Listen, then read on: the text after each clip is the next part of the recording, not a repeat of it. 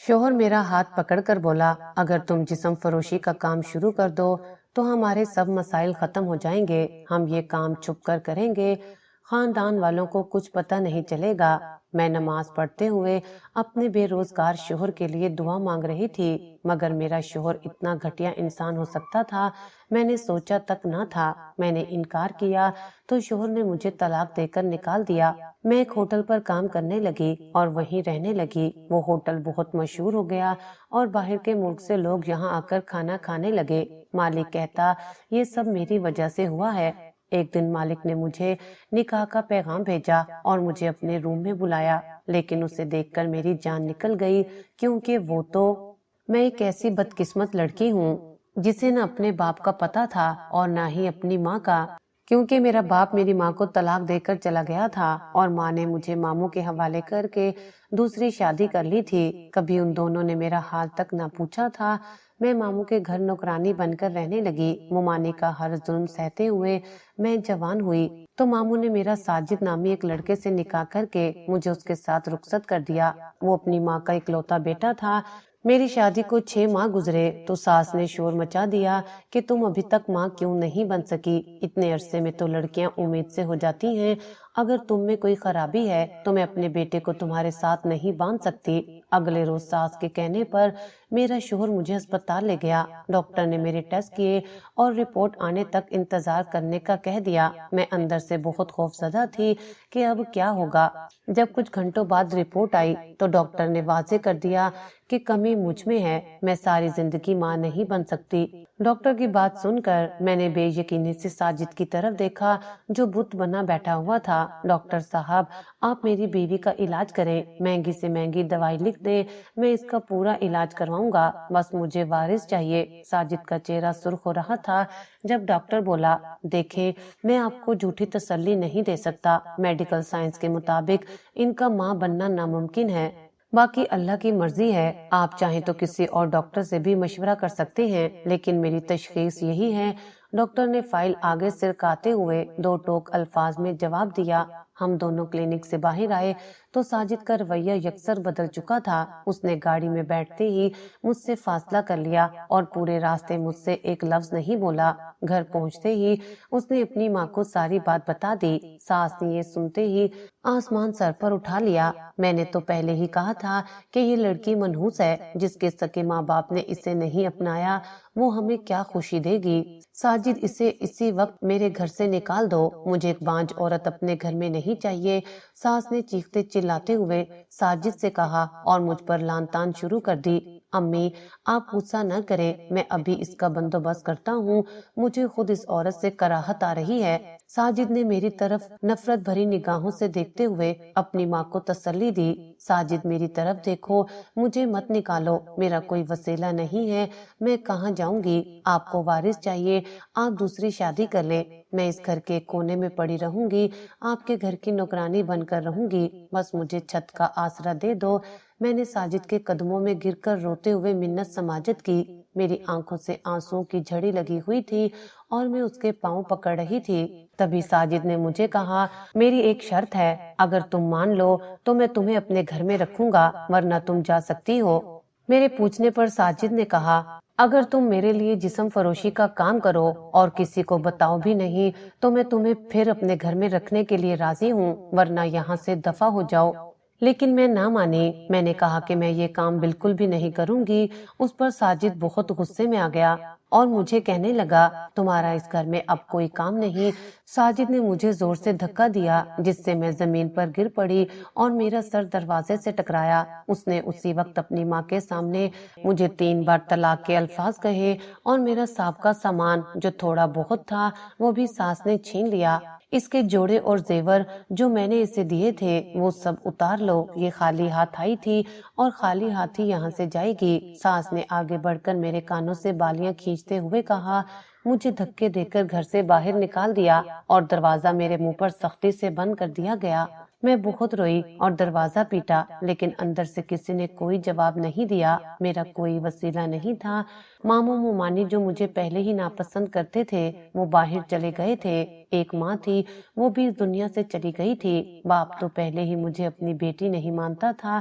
اب طلاق کا دھبا مجھ پر لگ چکا تھا اور مجھے سمجھ نہیں آ رہی تھی کہ میں کہاں جاؤں۔ میرے شوہر نے تو مجھے گھر سے نکال دیا تھا اور میرا کوئی ولی وارث نہیں تھا۔ میرے پاس صرف چند پیسے تھے کیونکہ اپنے شوہر کے گھر میں کپڑے سلائی کرتی تھی اور ان 6 مہینوں میں ایک دن بھی فارغ نہیں بیٹھی تھی۔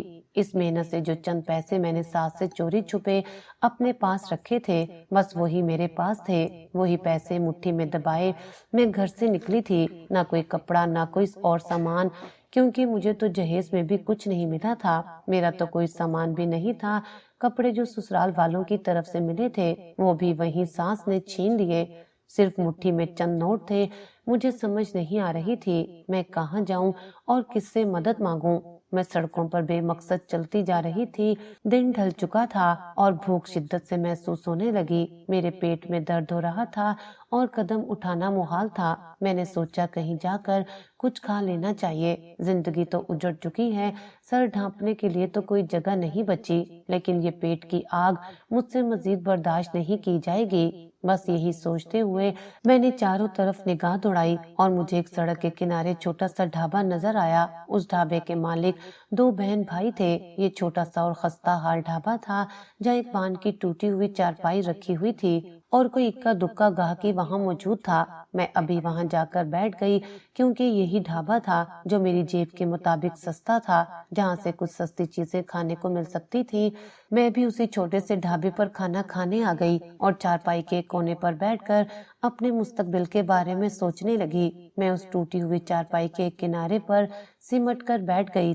میرے وجود میں اتنی تھکن تھی کہ جیسے صدیوں کا سفر طے کر کے آئی ہوں۔ میری نظریں سامنے چولہے پر جمی تھی جہاں ایک لڑکی مسلسل کچھ پکا رہی تھی اور اس کے چہرے پر پریشانی کے تاثرات واضح تھے۔ ڈھابے کی حالت بتا رہی تھی کہ ان کے پاس گاہک نہ ہونے کے برابر ہیں اور جو کچھ پک رہا ہے وہ بھی شاید ضائع ہی ہو جائے گا۔ کیا کھائیں گی آپ باجی؟ اس لڑکی نے میرے قریب آ کر ایک میلی سی پلیٹ میز پر رکھتے ہوئے پوچھا۔ اس کی آواز میں ایک عجیب سی تھکاوٹ اور شدید مایوسی چھپی ہوئی تھی۔ جو سب سے سستا ہو وہی لے آؤ، میرے پاس زیادہ پیسے نہیں ہیں۔ میں نے اپنی مٹھی میں دبے ان چند خستہ حال نوٹوں کو مزید مضبوطی سے پکڑتے ہوئے نظریں جھکا کر جواب دیا۔ میں نہیں چاہتی تھی کہ وہ میری بے بسی اور میری آنکھوں میں چھپی خفت کو پڑھ سکے۔ دال اور روٹی ہی ہے ہمارے پاس اس وقت، میں ابھی لے کر آتی ہوں۔ میں نے ایک گہری سانس لی اور واپس چولہے کی طرف پلٹ گئی۔ اس کی جھکی ہوئی کمر اور سست قدم بتا رہے تھے کہ وہ حالات سے پوری طرح ہار چکی ہے۔ کچھ ہی دیر میں وہ ایک پیالے میں دال اور 2 سوکھی روٹیاں میرے سامنے رکھ گئی۔ میں نے کانپتے ہاتھوں سے نوالا توڑا اور دال میں ڈبو کر منہ تک لے گئی۔ زندگی میں اتنی بھوک میں نے کبھی محسوس نہیں کی تھی جتنی آج سڑک پر در بدر ہونے کے بعد لگ رہی تھی۔ یہ کیسا ذائقہ ہے، اس میں تو نہ نمک ہے نہ مرچ اور عجیب سی ہیک آ رہی ہے۔ پہلا لقمہ حلق سے نیچے اتارتے ہی مجھے شدید ابکائی محسوس ہوئی اور میں نے تیزی سے پانی کا گلاس اٹھا کر اپنے حلق کو تر کیا۔ وہ کھانا واقعی انسانوں کے کھانے کے لائق نہیں تھا۔ کیا ہوا باجی، کھانا ٹھیک نہیں ہے کیا؟ آپ نے تو لقمہ ہی مشکل کھایا ہے۔ وہ لڑکی جو کچھ فاصلے پر کھڑی مجھے ہی دیکھ رہی تھی تیزی سے میرے پاس آئی اور تشویش بھرے لہجے میں پوچھا۔ اس کے چہرے پر ایک شرمندگی سی چھا گئی تھی۔ میں بھوکی ضرور ہوں لیکن یہ کھانا واقعی گلے سے نیچے اتارنے کے لائق نہیں ہے۔ تم لوگ اس طرح کا کھانا بیچ کر کیسے گزارا کرتے ہو؟ میں نے سچی بات کہنے میں کوئی ہچکچاہٹ محسوس نہیں کی کیونکہ وہ کھانا واقعی بہت بذائقہ تھا اور مجھ سے جھوٹی تعریف نہیں کی جا سکتی تھی۔ کیا کروں باجی، میرا بھائی عمر سارا دن محنت کرتا ہے، سودا سلف لاتا ہے، لیکن مجھے کھانا بنانا خاص نہیں آتا، اس لیے تو گاہک نہیں آتے اور جو آتے ہیں وہ دوبارہ پلٹ کر اس ڈھابے کا رخ نہیں کرتے۔ اس لڑکی کی آنکھوں میں آنسو تیرنے لگے اور اس نے اپنا چہرہ دوپٹے میں چھپا کر سسکیاں لینی شروع کر دی۔ تمہارا نام کیا ہے اور تم دونوں بہن بھائی یہ کام کیوں کر رہے ہو؟ مجھے اس کی بے بسی دیکھ کر اپنے دکھ کچھ لمحوں کے لیے بھول گئے اور میں نے ہمدردی سے اسے اپنے قریب بیٹھنے کا اشارہ کیا۔ میرا نام مہر ہے اور ہمارے والدین کے انتقال کے بعد یہی ایک ٹوٹا پھوٹا ڈھابا ہماری کل کائنات ہے۔ عمر نے پڑھائی چھوڑ کر اس پر کام شروع کیا تاکہ ہم زندہ رہ سکیں، لیکن میری نااہلی کی وجہ سے ہمارا یہ واحد آسرا بھی ختم ہونے والا ہے۔ مہر نے اپنے آنسو صاف کرتے ہوئے انتہائی درد بھرے لہجے میں اپنی کہانی سنائی اور میز پر سر رکھ دیا۔ تم تو پھر بھی اپنے بھائی کے سائے میں ہو، میرے تو سر پر کوئی چھت بھی نہیں ہے۔ میں آج ہی طلاق یافتہ ہوئی ہوں اور میرے پاس جانے کے لیے کوئی ٹھکانہ نہیں ہے۔ میرے اپنے درد نے مجھے پھر سے جکڑ لیا اور میری آنکھوں سے بھی آنسو بہہ نکلے۔ وہ طلاق کے الفاظ میرے کانوں میں ابھی تک گونج رہے تھے۔ کیا آپ کو گھر سے نکال دیا گیا ہے؟ لیکن کیوں؟ آپ جیسی سیدھی سادی عورت کو کون گھر سے نکال سکتا ہے؟ مہر نے حیرانی اور صدمے سے میری طرف دیکھتے ہوئے پوچھا۔ اس کی آنکھوں میں میرے لیے ہمدردی امڑ آئی تھی اور وہ اپنا دکھ بھول کر میری طرف متوجہ ہو گئی تھی۔ میں ماں نہیں بن سکتی، میں بانجھ ہوں اور میرے شوہر کو ایک وارث چاہیے تھا۔ اس نے مجھے دھکے دے کر نکال دیا۔ میرے اپنے سکے کوئی نہیں جو مجھے پناہ دیتے، اب سڑکیں ہی میرا مقدر ہے۔ میں نے اپنے سینے کا بوجھ ہلکا کرنے کے لیے اسے وہ تلخ حقیقت بتا دی جس نے میری زندگی تباہ کر دی تھی۔ میرا گلا رند گیا تھا اور آواز کانپ رہی تھی۔ اللہ بڑا بے نیاز ہے باجی، وہ کوئی نہ کوئی راستہ ضرور نکالے گا۔ آپ روئے مت، آپ چاہیں تو کچھ دیر یہاں آرام کر سکتی ہیں۔ ہم غریب ضرور ہیں لیکن بے حس نہیں ہیں۔ مہر نے آگے بڑھ کر میرے کندھے پر ہاتھ رکھا اور مجھے تسلی دینے کی بھرپور کوشش کی۔ مجھے آرام نہیں کرنا، مجھے زندہ رہنے کے لیے کچھ کرنا ہے۔ کیا میں تمہارے چولہے پر جا کر یہ دال دوبارہ بنا سکتی ہوں؟ میں تمہیں دکھاتی ہوں کہ ذائقہ کیسے بنتا ہے۔ میں نے اچانک فیصلہ کیا اور اپنی جگہ سے کھڑے ہوتے ہوئے پرعزم لہجے میں اسے دیکھا۔ میں کسی کے رحم و کرم پر نہیں جینا چاہتی تھی۔ آپ کھانا بنائیں گی لیکن آپ تو خود اتنی تھکی ہوئی اور پریشان ہیں، آپ رہنے دیں، میں کچھ اور لے آتی ہوں، آپ زحمت نہ کریں۔ مہر نے ہچکچاتے ہوئے مجھے روکنے کی کوشش کی اور میرا ہاتھ پکڑ لیا۔ پریشانی کا علاج کام ہی ہے، تم بس مجھے وہ مثالیں دو جو تمہارے پاس موجود ہیں، باقی میں خود دیکھ لوں گی۔ میں نے اس کی بات سختی سے کاٹتے ہوئے سیدھا چولہے کا رخ کیا اور دیگچی کو اپنے قبضے میں لے لیا۔ مہر چپ چاپ کھڑی مجھے دیکھتی رہی۔ میں نے سب سے پہلے اس بے ذائقہ دال کو ایک طرف کیا اور پیاز ٹماٹر کو باریک کاٹ کر تھوڑے سے تیل میں فرائی کرنا شروع کیا۔ تیل کڑکڑانے کی آواز اور مسالوں کی خوشبو سے سارا ڈھابہ مہک اٹھا۔ میں نے چولہے کی آنچ تیز کی اور مسالے کو اچھی طرح بھوننا شروع کیا۔ باجی خوشبو تو بہت اچھی آ رہی ہے، آپ نے تو چند منٹوں میں ہی کمال کر دیا۔ میں تو گھنٹوں کھڑی رہتی ہوں پھر بھی ایسا رنگ نہیں آتا۔ مہر میرے پاس کھڑی حیرت سے دیگچی میں جھانکتے ہوئے خوشی سے بولی۔ اس کے چہرے پر ایک امید کی کرن جاگ اٹھی تھی۔ کھانا بنانا صرف مجبوری نہیں، فن ہے۔ جب تک تم دل سے نہیں پکاؤ گی ذائقہ کبھی نہیں آئے گا۔ لو اب اسے چکھ کر بتاؤ۔ میں نے ایک چمچ دال پلیٹ میں نکالی اور اس کی طرف بڑھاتے ہوئے اسے خود فیصلہ کرنے کا موقع دیا۔ یہ کیا ہو رہا ہے مہر، اور یہ عورت کون ہے جو ہمارے چولہے پر کھڑی ہے اور تم اسے یہاں کیوں آنے دے رہی ہو؟ اچانک ایک نوجوان لڑکا جو پسینے میں شرابور تھا ڈھابے میں داخل ہوا اور مجھے دیکھ کر غصے اور حیرانی سے چلایا۔ یہ یقیناً مہر کا بھائی عمر تھا۔ اس کے تیور خاصے سخت تھے۔ عمر بھائی غصہ مت کریں، یہ باجی ہیں اور انہوں نے ابھی ابھی دال کو دوبارہ تڑکا لگایا ہے، آپ ذرا چکھ کر تو دیکھیں۔ میں قسم کھا کر کہتی ہوں آپ انگلیاں چاٹتے رہ جائیں گے۔ مہر نے جلدی سے آگے بڑھ کر اپنے بھائی کا غصہ ٹھنڈا کرنے کی کوشش کی اور وہ پلیٹ اس کے ہاتھ میں تھما دی۔ میں کیوں کھاؤں کسی اجنبی کے ہاتھ کا، اور تم نے اسے یہاں آنے ہی کیوں دیا؟ ہمیں کسی کی مدد نہیں چاہیے، ہم اپنا کام خود کر سکتے ہیں۔ عمر نے پلیٹ سختی سے واپس کرنے کی کوشش کی لیکن خوشبو اتنی تیز اور اشتہا انگیز تھی کہ اس کے ہاتھ رک گئے۔ اسے چکھ لو، تمہارا کوئی نقصان نہیں ہوگا، اگر پسند نہ آئے تو میں ابھی اسی وقت یہاں سے چلی جاؤں گی۔ میں نے انتہائی پر اعتماد اور دو ٹوک لہجے میں اس کی آنکھوں میں دیکھتے ہوئے کہا۔ مجھے اپنی صلاحیت پر پورا بھروسہ تھا۔ عمر نے ہچکچاتے ہوئے ایک نوالا منہ میں رکھا اور اس کے چہرے کے تاثرات یکسر بدل گئے۔ غصے کی جگہ حیرت نے لے لی اور اس نے جلدی سے دوسرا نوالا بھی توڑ لیا۔ یہ واقعی تم نے نہیں بنایا مہر، یہ تو بالکل کسی بڑے ہوٹل کے کھانے جیسا لگ رہا ہے، اس میں تو جادو ہے، ہم تو روز ایسا کھانا سوچ بھی نہیں سکتے۔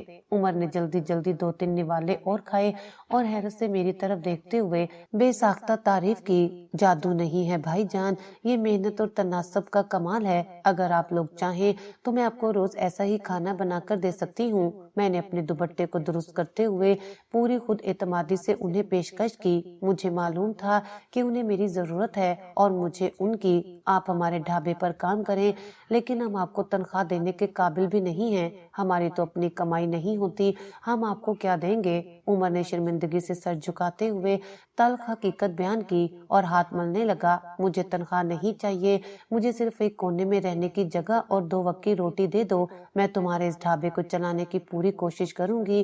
میں نے اپنی مجبوری کو ان کی مجبوری کے ساتھ جوڑتے ہوئے ایک ایسا سودا پیش کیا جس سے انکار کرنا ان کے لیے ناممکن تھا۔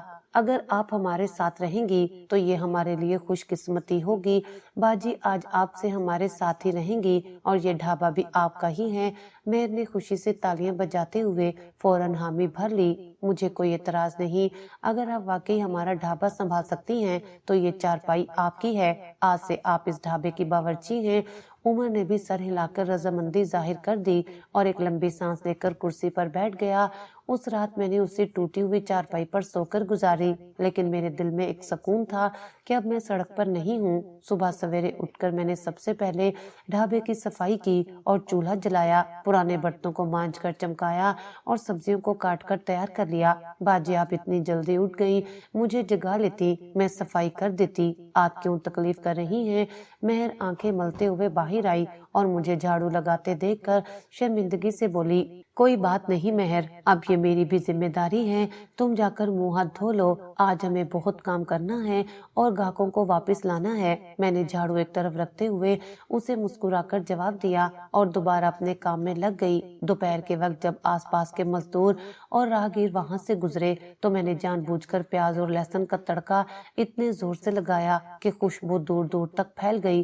دھواں اٹھا تو سڑک پر چلتے لوگوں کے قدم رک گئے۔ یار آج اس ڈھابے سے بڑی کمال کی خوشبو آ رہی ہے، چلو چل کر دیکھتے ہیں، شاید انہوں نے کوئی نیا باورچی رکھ لیا ہے، ورنہ تو یہاں سے گزرنا محال ہوتا تھا۔ 2 مزدور جو روز وہاں سے بغیر رکے گزر جاتے تھے آج خوشبو کے لیے کھینچے چلے آئے۔ آئیے بھائی جان تشریف رکھیے، آج آپ کو ایسا کھانا ملے گا کہ آپ انگلیاں چاٹتے رہ جائیں گے، آج ہماری خاص ڈش تیار ہے۔ عمر نے پہلی بار اتنے پرجوش انداز میں گاہکوں کا استقبال کیا اور ان کے سامنے کرسیاں سیدھی کی۔ ہم نے گرما گرم روٹیوں کے ساتھ مزیدار چنے کی دال اور آلو کی بھجیا ان کے سامنے پیش کی۔ انہوں نے پہلا لقمہ کھایا اور ایک دوسرے کی طرف حیرت سے دیکھنے لگے۔ واہ بھائی عمر، تم نے تو کمال کر دیا، اتنا مزیدار کھانا تو شہر کے بڑے ہوٹلوں میں بھی نہیں ملتا، ہم تو روز یہیں آیا کریں گے اور اپنے ساتھیوں کو بھی لائیں گے۔ ان میں سے ایک مزدور نے انگلیاں چاٹتے ہوئے دل کھول کر تعریف کی اور خوشی سے پیسے میز پر رکھے۔ یہ سب میرا کمال نہیں ہے بھائی، یہ تو ہماری باجی کے ہاتھوں کا جادو ہے، اب روز آپ کو ایسا ہی کھانا ملے گا، آپ بے فکر ہو کر آئیں۔ عمر نے خوشی سے پیسے پکڑتے ہوئے فخر سے میری طرف اشارہ کیا اور گاہکوں کو رخصت کیا۔ شام تک ہمارے پاس جتنا بھی سودا تھا وہ سب بک چکا تھا اور دیگچیاں بالکل خالی ہو چکی تھی۔ مہر اور عمر کے چہروں پر ایک طویل عرصے کے بعد سچی مسکراہٹ اور اطمینان تھا، وہ دونوں پیسے گننے میں مصروف تھے۔ باجی آپ تو ہمارے لیے فرشتہ بن کر آئی ہیں، آج ہم نے پچھلے پورے مہینے سے زیادہ کمائی کی ہے، یہ سب آپ کی بدولت ہے، ہم آپ کا احسان زندگی بھر نہیں بھولیں گے۔ مہر نے میرے ہاتھ پکڑ کر انہیں چومتے ہوئے عقیدت سے کہا، اس کی آنکھوں میں شکر گزاری کے آنسو چمک رہے تھے۔ میں فرشتہ نہیں ہوں مہر، میں تو خود ایک ٹھکرائی ہوئی عورت ہوں، بس اللہ نے میرا اور تمہارا رزق ایک ساتھ لکھ دیا تھا، اب ہمیں مل کر اس ڈھابے کو بہت آگے لے کر جانا ہے۔ میں نے اس کے آنسو صاف کرتے ہوئے ایک پختہ عزم کے ساتھ کہا، میرا ماضی مجھے رلا ضرور رہا تھا لیکن میرے مستقبل نے مجھے ایک نئی امید دے دی تھی۔ اگلی صبح بھی سورج کی پہلی کرن کے ساتھ ہی ڈھابے پر زندگی جاگ چکی تھی۔ میں نے چولہے میں لکڑیاں ڈال کر آگ روشن کی اور بڑی دیگچی کو چولہے پر رکھ دیا۔ کل کی کامیابی نے میرے اندر ایک نئی روح پھونک دی تھی۔ آج میں نے فیصلہ کیا تھا کہ صرف دال نہیں بلکہ سبزی اور مرغی کا سالن بھی بنے گا۔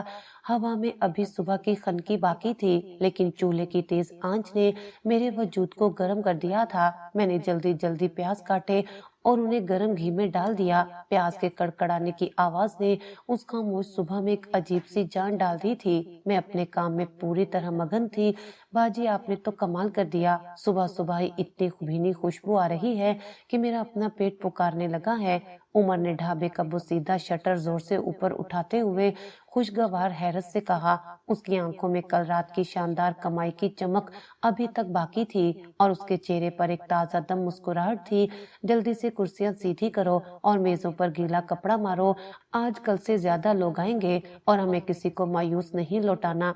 मैंने देगची में तेजी से चम्मच हिलाते हुए उसे मुस्तैदी से हिदायत दी। मेरा लहजा एक मालकिन जैसा नहीं बल्कि एक हमदर्द और समझदार साथी जैसा था जो उन्हें उनके पैरों पर खड़ा करना चाहती थी। जी बाजी, मैं अभी सब चमकाता हूँ, आप बस खाना तैयार रखें, मुझे यकीन है आज दोपहर तक ही सब बिक जाएगा। उमर ने फुर्ती से झाड़ू उठाया और पूरे जोशो खरोश से सफाई में लग गया। उसके चेहरे की वो कल वाली मायूसी अब मुकम्मल तौर पर गायब हो चुकी थी और उसकी जगह एक नई उम्मीद ने ले ली थी। मैंने प्याज को सुनहरा किया और उसमें टमाटर और पीसे हुए मिसाले डालकर अच्छी तरह भूनना शुरू किया। मिसाले की इश्तहा अंगेज महक हवा में शामिल होकर सड़क तक जाने लगी। मेहर भी आंखें मलती हुई उठकर आ गई और उसने जल्दी जल्दी आटा गूंदना शुरू कर दिया। हम तीनों एक मशीन की तरह काम कर रहे थे और हमारे दिलों में एक नई उम्मीद जाग चुकी थी। दोपहर होते ही ढाबे पर लोगों का रश लगना शुरू हो गया। कल वाले मजदूर अपने साथ मजीद 4 लोगों को लेकर आए थे। उन्होंने आते ही खुशबू की तारीफ शुरू कर दी। कुर्सियां कम पड़ गईं तो कुछ लोग चारपाई पर बैठ गए और कुछ खड़े होकर अपनी बारी का इंतजार करने लगे। वाह भाई उमर, जल्दी से 2 प्लेटें मुर्गी और 4 रोटियां ले आओ, आज तो तुम्हारे ढाबे की खुशबू ने दूर से ही खींच लिया है। एक गाहक ने मेज पर बेसब्री से हाथ मारते हुए ऊंची आवाज लगाई। उसके चेहरे पर भूख और तमानियत दोनों वाज़ेह थी। बस 1 मिनट दीजिए, गर्मा गर्म रोटी उतर रही है, आपको शिकायत का मौका नहीं मिलेगा। उमर ने तेजी से प्लेटों में सालन निकाला और मेहर के हाथ से गर्म रोटियां पकड़कर उनकी मेज पर रख दी। उसके माथे पर पसीना था लेकिन लबों पर मुस्कुराहट थी जो किसी भी सूरत कम नहीं हो रही थी। मैं मुसलसल चूल्हे के सामने खड़ी थी। आग की तपिश से मेरा चेहरा सुर्ख हो रहा था और दुपट्टा पसीने से भीग चुका था, लेकिन मुझे कोई परवाह नहीं थी। हर बिकने वाली प्लेट मेरे अंदर एक नया एतमाद पैदा कर रही थी। वो साजिद जिसने मुझे नकारा और बांझ कहकर निकाला था, आज अगर मुझे इस तरह मेहनत करते और कमाते देखता तो यकीनन उसका गरूर खाक में मिल जाता। बाजी सालन खत्म होने वाला है और गाहक अभी भी बाहर खड़े हैं। अब हम क्या करेंगे? उन्हें वापस भेजना तो ठीक नहीं होगा। मेहर ने परेशानी से देगचे में झांकते हुए मेरे कान में सरगोशी की। उसके चेहरे पर खुशी और घबराहट के मिले जुले तासुरात थे क्योंकि उसने कभी इतने गाहक नहीं देखे थे। उमर को बुलाओ और उसे कहो कि जल्दी से बाजार जाए और मजीद सब्जी और गोश्त लेकर आए। हम आज किसी को खाली हाथ नहीं जाने देंगे। मैंने फौरन फैसला किया और चूल्हे की आंच हल्की करते हुए मेहर को हतमी हिदायत दी। मेरे अंदर एक अजीब सी ताकत आ गई थी जो मुझे रुकने नहीं दे रही थी और मैं हर चैलेंज का सामना करने को तैयार थी। उमर ने मेरी बात सुनते ही गले से कुछ पैसे निकाले और अपनी पुरानी साइकिल पर बैठकर तेजी से बाजार की तरफ निकल गया। जब तक वो वापस आया मैंने दाल का एक नया तड़का तैयार कर लिया था ताकि जो लोग सब्जी का इंतजार नहीं कर सकते वो दाल खा लें। शाम तक हमारा ढाबा मुकम्मल तौर पर खाली हो चुका था। एक भी रोटी या सालन का एक कतरा तक नहीं बचा था। रात को हम तीनों उसी बोसीदा चारपाई पर बैठे थे। दरमियान में पैसों का एक बड़ा ढेर लगा हुआ था। उमर ने एहतियात से एक एक नोट गिनना शुरू किया।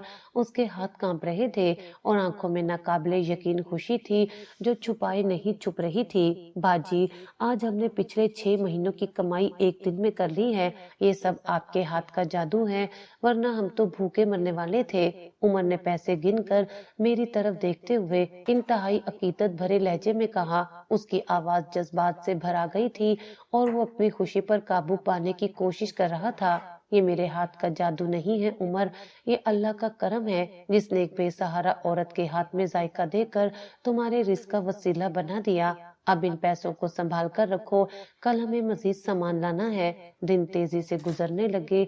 1 हफ्ते के अंदर ही हमारे ढाबे की शोहरत आसपास के तमाम इलाकों में फैल गई।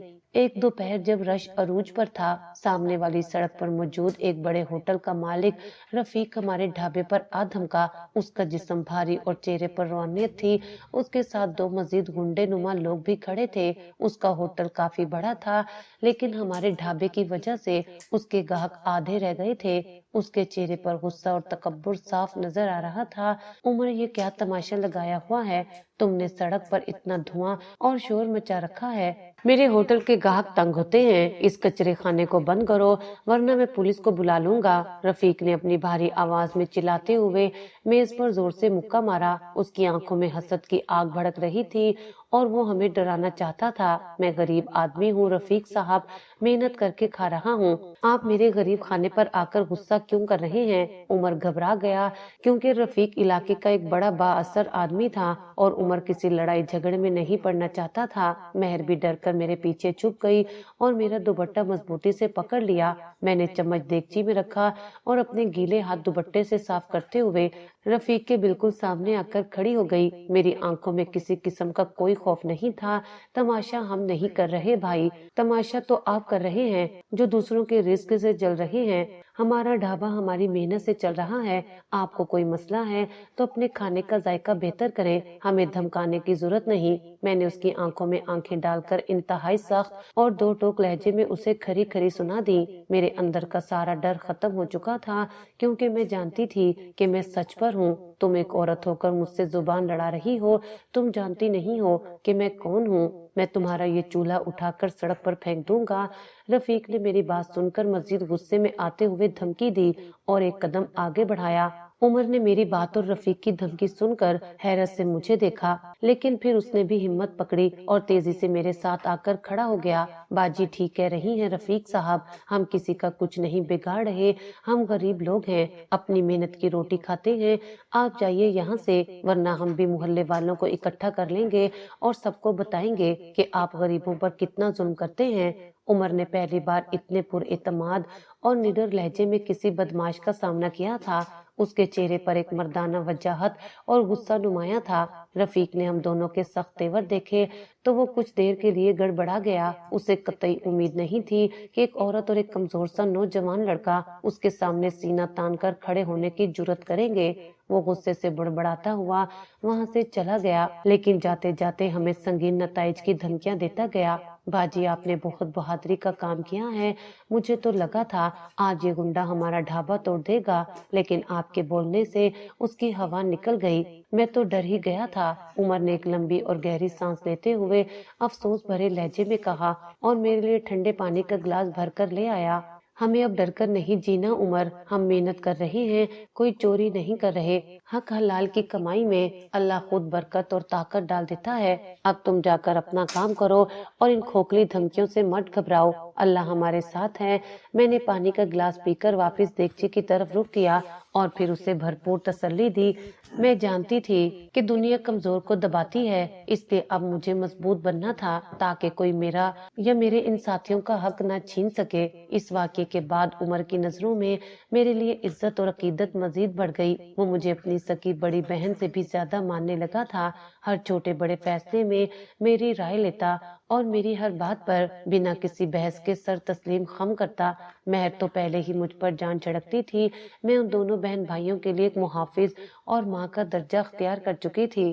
حالانکہ مجھے دنیا نے بانجھ ہونے کا کڑوا تانا دے کر مسترد کر دیا تھا۔ ایک مہینہ تیزی سے گزرنے کے بعد ہمارے پاس اتنے پیسے جمع ہو گئے تھے کہ ہم ڈھابے کی خستہ حالت کو بہتر کر سکے۔ رات کو ہم تینوں حساب کتاب کر کے بیٹھے تو میں نے عمر کی طرف دیکھتے ہوئے اسے ایک اہم مشورہ دیا۔ عمر، اب وقت آ گیا ہے کہ ہم ان ٹوٹی ہوئی چارپائیوں کی جگہ لکڑی کے مضبوط بینچ اور میزیں خرید لیں۔ بارشوں کا موسم آنے والا ہے، ہمیں ایک چھوٹی سی ترپال کی چھت بھی ڈالنی چاہیے تاکہ گاہکوں کو بیٹھنے میں کوئی پریشانی نہ ہو اور ہمارا کام رکے نہیں۔ میں نے کاغذ پر تمام خرچے کا حساب لگاتے ہوئے انتہائی سنجیدگی سے اسے سمجھایا۔ آپ بالکل ٹھیک کہہ رہی ہیں باجی، اور آپ کے لیے بھی ایک بڑا چولہا اور نئے برتن لانے ہیں۔ آپ سارا دن آگ کے سامنے کھڑی رہتی ہیں، مجھے آپ کی بہت فکر ہوتی ہے۔ میں نہیں چاہتا کہ آپ مزید تکلیف برداشت کریں۔ عمر نے میری طرف دیکھتے ہوئے، اس کی آواز میں ایک ایسی اپنائیت کا احساس تھا جو میں نے اپنے خونی رشتوں میں بھی कभी महसूस नहीं किया था। अगले ही दिन हमने बाजार जाकर नया सामान खरीदा। जब हमारे ढाबे पर नई मेजें और कुर्सियां लग गईं, तो वो एक ढाबे से ज्यादा एक छोटा सा साफ सुथरा होटल लगने लगा। हमने बाहर एक नया बोर्ड भी लगवाया जिस पर जली हरूफ में जायकेदार खाना लिखा हुआ था। ये नाम भी उमर ने मेरी वजह से ही रखा था। रात के वक्त जब हम सारा काम खत्म करके बैठे तो महर ने इंतहाई प्यार से मेरे कंधे पर अपना सर रख दिया। उसके चेहरे पर एक अजीब सा सुकून और दिली खुशी झलक रही थी। बाजी, आप जानती हैं, जब से आप आई हैं हमारी जिंदगी बदल गई है। मुझे लगता है जैसे अल्लाह ने हमारी दुआएं सुनकर आपको हमारे पास फरिश्ता बनाकर भेज दिया है। हम आपको कभी खुद से दूर नहीं जाने देंगे। आप हमेशा हमारे साथ ही रहेंगी। महर ने मेरे हाथ को मजबूती से पकड़ते हुए इंतहाई जज्बाती लहजे में कहा। उसकी आंखों में सच्ची मोहब्बत और तशक्कुर के आंसू तह रहे थे। मैं कहाँ जाऊंगी महर, मेरा तो तुम्हारे अलावा इस दुनिया में कोई ठिकाना नहीं है। तुम दोनों ही अब मेरा कुल खानदान हो, तुम ही मेरी कुल कायनात हो। मैंने उसके सर पर प्यार से हाथ फेरते हुए मोहब्बत से जवाब दिया। मेरे दिल के किसी तारीक कोने में अभी भी वो पुराना जख्म मौजूद था, लेकिन उन दोनों की बेलौस मोहब्बत ने उस जख्म पर बहुत हद तक मरहम रख दिया था। उमर कुछ फासले पर बैठा खामोशी से हमारी बातें सुन रहा था। उसकी नजरों में एक अजीब सी चमक थी और वो मुसलसल मेरी तरफ देख रहा था। मुझे उसकी नजरों में एक ऐसा एहतराम और गहरा एहसास दिखाई देता था जो एक आम रिश्ते से बहुत बालातर था। मेरे दिल के किसी तारीक कोने में अभी भी वो पुराना जख्म मौजूद था, लेकिन इन दोनों की बेलौस मोहब्बत ने उस जख्म पर बहुत हद तक मरहम रख दिया था। उमर कुछ फासले पर बैठा खामोशी से हमारी बातें सुन रहा था। उसकी नजरों में एक अजीब सी चमक थी और वो मुसलसल मेरी तरफ देख रहा था। मुझे उसकी नजरों में एक ऐसा एहतराम और गहरा एहसास दिखाई देता था जो एक आम रिश्ते से बहुत बालातर था। वो हर वक्त मेरी सहूलत का ख्याल रखता, मुझे गर्मी से बचाने के लिए पंखा मेरी तरफ कर देता और मेरे मना करने के बावजूद मेरे लिए ठंडा पानी लाकर रखता था। बाजी, आपने हमें जीना सिखाया है। मैं वादा करता हूँ कि जब तक मेरे जिस्म में जान है मैं आपको कभी कोई तकलीफ नहीं पहुँचने दूंगा।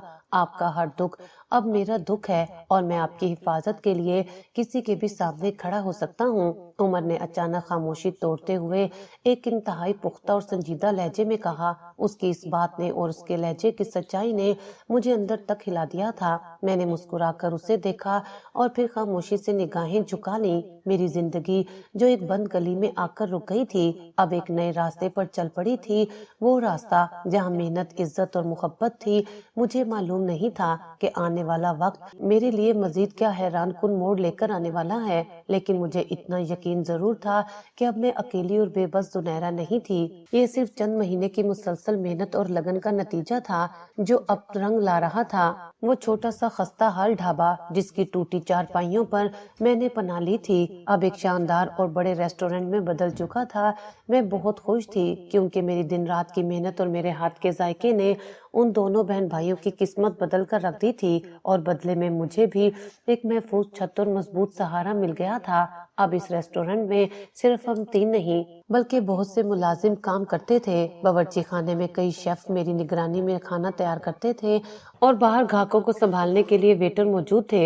हमारा रेस्टोरेंट अब शहर की एक अलग और जानी पहचानी पहचान बन चुका था। बाहर चमकता हुआ बड़ा बोर्ड हमारी कामयाबी का मुंह बोलता सबूत था। उमर अब काउंटर संभालता था और मेरी हिसाब किताब में उसकी मदद करती थी। एक दिन मैं दोपहर के वक्त रेस्टोरेंट के अंदर बने अपने छोटे से दफ्तर में कुर्सी पर सर टिकाए बैठी थी। आज सुबह से मेरे सर में एक हल्का सा दर्द था जिसकी वजह से मैंने बावर्ची खाने के कामों से थोड़ी देर के लिए किनारा कशी कर ली थी। मैं आंखें बंद किए अपने माजी के उन तल्ख दिनों को याद कर रही थी जब मैं इसी सड़क पर मुट्ठी में चंद नोट लिए तन्हा खड़ी थी। बाजी, क्या मैं अंदर आ सकती हूँ? आपकी तबीयत तो ठीक है? महर ने दरवाजा हल्का सा धकेलते हुए इंतहाई फिक्रमंदी से पूछा और मेरे करीब आकर खड़ी हो गई। उसकी आंखों में हमेशा की तरह मेरे लिए बेपनाह मोहब्बत और एहतराम था। आ जाओ महर, बस सर में थोड़ा दर्द था इसलिए यहाँ आकर बैठ गई। तुम सुनाओ, बाहर का काम कैसा चल रहा है? میں نے سیدھے ہو کر بیٹھتے ہوئے مسکرا کر اسے جواب دیا اور پانی کا گلاس اٹھا کر ایک گھونٹ پیا۔ کام تو سب اللہ کے کرم سے بہترین چل رہا ہے، لیکن مجھے آپ سے ایک بہت ضروری بات کرنی ہے اور آپ کو وعدہ کرنا ہوگا کہ آپ میری بات کا مان رکھیں گی اور کسی کو بتائیں گی نہیں۔ مہر نے میرے ہاتھ کو اپنے دونوں ہاتھوں میں تھامتے ہوئے انتہائی سنجیدہ اور التجا بھرے لہجے میں کہا۔ اس کے چہرے پر ایک عجیب سی ہچکچاہٹ تھی۔ تم جانتی ہو مہر کہ میں تم سے کچھ نہیں چھپاتی اور نہ ہی تمہاری کوئی بات ٹال سکتی ہوں۔ ٹھیک ہے، میں وعدہ کرتی ہوں نہیں بتاؤں گی۔ تم بولو کہ کیا بات ہے۔ میں نے حیرت سے اس کی طرف دیکھتے ہوئے تسلی دی اور اس کا ہاتھ ہلکا سا دبایا۔ میری ایک خواہش ہے، اگر آپ میری وہ خواہش پوری کر دیں تو میری زندگی سنور جائے گی اور ہم ہمیشہ کے لیے خاندان بن جائیں گے۔ مہر نے گہری سانس لیتے ہوئے نظریں جھکا کر کہا۔ اس کی آواز میں ایک لرزش تھی۔ تم پہیلیاں مت بجھواؤ مہر، صاف صاف بتاؤ کیا بات ہے۔ میں تمہاری ہر خواہش پوری کرنے کے لیے تیار ہوں۔ تم میرے لیے میری سکی بہنوں سے بڑھ کر ہو۔ میں نے پوری توجہ سے اس کی طرف دیکھتے ہوئے کہا اور اس کے ماتھے پر آئے بال پیچھے کیے۔ میں چاہتی ہوں کہ آپ میرے بھائی عمر سے نکاح کر لیں۔ مہر نے اچانک سر اٹھا کر میری آنکھوں میں دیکھتے ہوئے وہ بم پھوڑا جس کی مجھے قطعی امید نہیں تھی۔ اس کے الفاظ سن کر میرے ذہن میں ایک دھماکہ سا ہوا۔ یہ تم کیا کہہ رہی ہو مہر؟ ہوش میں تو ہو؟ عمر مجھ سے عمر میں چھوٹا ہے اور میں ایک طلاق یافتہ عورت ہوں۔ ہمارا کیا جوڑ ہے؟ میں نے جھٹکے سے اپنا ہاتھ چھڑاتے ہوئے شدید حیرت اور صدمے سے اس کی بات کاٹی۔ میرا دل تیزی سے دھڑکنے لگا تھا۔ کوئی بات نہیں، اگر وہ عمر میں چھوٹا ہے تو کیا ہوا؟ آپ نے ہی تو ہمیں جینا سکھایا ہے۔ آپ کو اس وقت ایک مضبوط سہارے اور ہم سفر کی ضرورت ہے اور عمر سے بہتر آپ کا خیال کوئی نہیں رکھ سکتا۔ میں یہی چاہتی ہوں کہ آپ ہی میری بھابھی بنے تاکہ آپ کبھی ہم سے دور نہ جا سکیں۔ مہر نے دوبارہ میرا ہاتھ پکڑتے ہوئے انتہائی جذباتی اور حتمی لہجے میں کہا۔ وہ کسی بھی صورت اپنے فیصلے سے پیچھے ہٹنے کو تیار نہیں تھی۔ مہر، تم جذبات میں آ کر فیصلہ کر رہی ہو۔ تم بھول رہی ہو کہ میں کیا ہوں۔ میں نے تمہیں بتایا تھا کہ میں کبھی ماں نہیں بن سکتی۔ میری کوکھ بانجھ ہے۔ تم اپنے اکلوتے بھائی کی زندگی ایک ایسی عورت سے کیسے باندھ سکتی ہو جو اسے اولاد کی خوشی نہ دے سکے؟ میں نے اپنی سب سے بڑی خامی کو اس کے سامنے رکھتے ہوئے تلخ حقیقت بیان کی۔ میری آنکھوں میں آنسو آ گئے تھے۔ اولاد دینا یا نہ دینا اللہ کے ہاتھ میں ہے باجی۔ ہم نے غریبی اور بھوک دیکھی ہے، ہمیں اولاد کی نہیں، ایک مخلص انسان کی ضرورت ہے جو عمر کا ہاتھ تھام کر چلے۔ اور مجھے اس وقت بھی کوئی اعتراض نہیں تھا جب آپ سڑک پر تھیں، اور آج بھی کوئی اعتراض نہیں ہے۔ مہر نے میرے آنسو صاف کرتے ہوئے انتہائی پختہ یقین کے ساتھ جواب دیا۔ اس کے لہجے کی سچائی نے مجھے لاجواب کر دیا۔ مجھے کچھ دیر سوچنے کا موقع دو مہر، یہ کوئی معمولی فیصلہ نہیں ہے۔ میری ایک زندگی پہلے ہی تباہ ہو چکی ہے۔ میں مزید کوئی خطرہ نہیں مول لینا چاہتی۔ میں نے سر پکڑتے ہوئے الجھن بھرے لہجے میں مہلت مانگی۔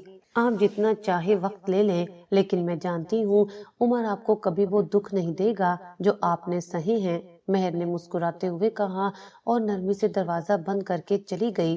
اگلے چند دن میرے لیے بہت کٹھن تھے۔ میں نے عمر کی آنکھوں میں اپنے لیے وہ عزت اور تحفظ دیکھا جو ساجد کی آنکھوں میں کبھی نہیں تھا۔ وہ خاموشی سے میری ہر ضرورت کا خیال رکھتا اور مجھے ایک ملکہ کی طرح محسوس کرواتا۔ بالآخر میں نے اللہ پر توکل کرتے ہوئے اس بات کے لیے حامی بھر لی۔ میرا اور عمر کا انتہائی سادگی سے نکاح ہوا اور کچھ دیر کے بعد ہم ایک چھوٹے سے گھر میں منتقل ہو گئے۔ شادی کے بعد عمر نے ثابت کر دیا کہ وہ واقعی میرا محافظ ہے۔ اس نے کبھی مجھے میری عمر یا میرے ماضی کا تانا نہیں دیا، بلکہ وہ میرے ہر دکھ پر مرہم رکھتا۔ ریسٹورنٹ کی کمائی سے ہم نے بہت دولت اکٹھی کر لی تھی اور ہماری زندگی ہر طرح کی آسائش سے بھر گئی تھی۔ شادی کو 1 سال گزر چکا تھا۔ ایک دن مجھے شدید چکر آئے اور میری طبیعت خراب ہونے لگی۔ عمر گھبرا کر مجھے ہسپتال لے گیا۔ ڈاکٹر نے میرے کچھ ٹیسٹ کیے اور جب وہ مسکراتے ہوئے کمرے میں آئی تو اس کے الفاظ نے میری دنیا ہی بدل دی۔ مبارک ہو زنیرہ، آپ ماں بننے والی ہیں۔ آپ کی رپورٹس بالکل مثبت آئی ہیں۔ ڈاکٹر نے فائل میز پر رکھتے ہوئے خوشگوار لہجے میں کہا۔ یہ کیسے ممکن ہے ڈاکٹر صاحبہ؟ مجھے تو پچھلے ڈاکٹرز نے لا علاج اور بانجھ قرار دیا تھا۔ میں تو کبھی ماں نہیں بن سکتی تھی۔ میں نے بے یقینی اور حیرت سے کانپتے ہوئے لبوں کے ساتھ پوچھا۔ میرے آنسو بے اختیار بہنے لگے۔ میڈیکل سائنس اپنی جگہ، لیکن اللہ کی قدرت اور اس کے معجزوں کے آگے کوئی سائنس کام نہیں کرتی۔ بظاہر آپ کی پیچیدگیاں تھیں، لیکن اب آپ بالکل صحت مند ہیں اور ایک بچے کو جنم دینے والی ہیں۔ ڈاکٹر نے میرے کندھے پر ہاتھ رکھتے ہوئے مجھے وہ تسلی دی جس نے میرے برسوں کی تشنگی بجھا دی۔ عمر نے سجدہ شکر ادا کیا اور مہر مجھے گلے لگا کر خوب روئی۔ وقت تیزی سے گزرا اور اللہ تعالیٰ نے مجھے چاند سے بیٹے جیسی عظیم نعمت سے نواز دیا۔ میرے گھر میں خوشیوں کی وہ رونق آئی جس کا میں نے کبھی تصور بھی نہیں کیا تھا۔ میرے ہاتھ میں میرا بچہ تھا اور میرے پاس دولت اور عزت کی کوئی کمی نہیں تھی۔ ایک دوپہر میں ریسٹورینٹ VIP کیبن میں بیٹھی تھی۔ میرا بیٹا میری گود میں سو رہا تھا اور میں حساب کی فائل دیکھ رہی تھی۔ اچانک دروازہ کھلا اور ایک شخص اندر داخل ہوا۔ میں نے نظریں اٹھائیں تو میرے قدموں تلے سے زمین نکل گئی۔ سامنے ساجد کھڑا تھا، اس کے کپڑے میلے تھے اور وہ کسی نوکری کی تلاش میں مینیجر سے ملنے آیا تھا۔ اس کی نظر مجھ پر اور پھر میری گود میں موجود بچے پر پڑی تو وہ بت بن گیا۔ تمہاری یہ جرت کہ تم میرے سامنے اس بچے کو لے کر کھڑی ہو، یہ کس کا بچہ ہے؟ بتاؤ مجھے۔ ساجد کی آواز میں حیرت، صدمہ اور غصہ دونوں پوری طرح شامل تھے۔ اس کا چہرہ غصے سے سرخ ہو رہا تھا۔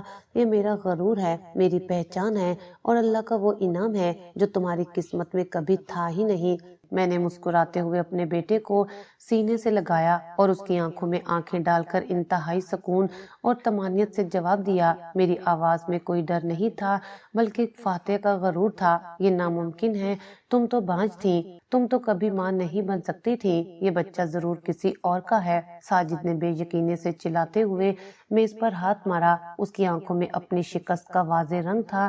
بانجھ میری کوکھ نہیں، بانجھ تمہاری نیت تھی ساجد۔ تمہیں لگتا تھا کہ اولاد میری وجہ سے نہیں مل رہی، لیکن شاید اللہ کو تمہاری قسمت میں اولاد لکھنی ہی نہیں تھی اور یہ اس کی طرف سے میرے لیے بہت سخت فیصلہ تھا۔ میں نے اپنی کرسی سے کھڑے ہو کر انتہائی کاٹ دار لہجے میں اسے اس کی اوقات یاد دلائی۔ وہ شخص جو مجھے بانجھ کہہ کر گھر سے دھکے دے کر نکال چکا تھا، آج میری چوکھٹ پر کھڑا اپنی بے بسی اور ذلت کا تماشا دیکھ رہا تھا۔ مجھے معلوم ہوا تھا کہ اس نے دوسری شادی کر لی تھی، لیکن ابھی تک اللہ تعالیٰ نے اسے اولاد کی نعمت سے نہیں نوازا تھا۔ وہ در در کی ٹھوکریں کھا رہا تھا اور نوکری کے لیے میرے ہی ریسٹورینٹ میں آ کھڑا ہوا تھا۔ ساجد نظریں جھکائے وہاں سے ایسے نکلا جیسے اس کا سارا وجود راکھ ہو چکا ہو۔ اس کی وہ ذلت دیکھ کر میرے دل میں کوئی رحم نہیں آیا، کیونکہ اس نے اس وقت رحم نہیں کیا تھا جب میں سڑک پر تنہا تھی۔ اس واقعے کے بعد میری زندگی میں مزید خوشیاں آئیں۔ اللہ نے مجھے 2 بیٹیوں جیسی رحمت سے بھی نواز دیا۔ اب میرے پاس اللہ کی دی ہوئی ہر چیز تھی، دولت، پیسہ، ریسٹورینٹ، شوہر کا پیار اور میری گود میں کھیلتی میری اولاد۔ اللہ تعالیٰ نے مجھے ہر اس چیز سے نواز دیا تھا جس کے لیے میں ترستی تھی۔ میرا سفر جو ایک ٹوٹی ہوئی چارپائی اور مٹھی میں دبے چند نوٹوں سے شروع ہوا تھا، آج ایک سلطنت پر آ کر مکمل ہوا تھا۔ انسان کو کبھی بھی دوسرے انسان کی خامیوں پر تانا دے کر اسے بے آسرا نہیں چھوڑنا چاہیے۔ زندگی اور موت، عزت اور ذلت، اولاد اور رزق، یہ سب صرف اور صرف اللہ کے ہاتھ میں ہے۔ جب انسان کسی کو ٹھکراتا ہے تو اللہ اسے سنبھال لیتا ہے اور پھر اسے اس مقام پر لا کھڑا کرتا ہے جہاں ٹھکرانے والے خود اس کے محتاج ہو جاتے ہیں۔ صبر، محنت اور اللہ کی ذات پر پختہ یقین ہی وہ کنجیاں ہیں جو ناممکن کو بھی ممکن بنا دیتی ہیں، اور میری کہانی اس سچائی کا زندہ ثبوت ہے۔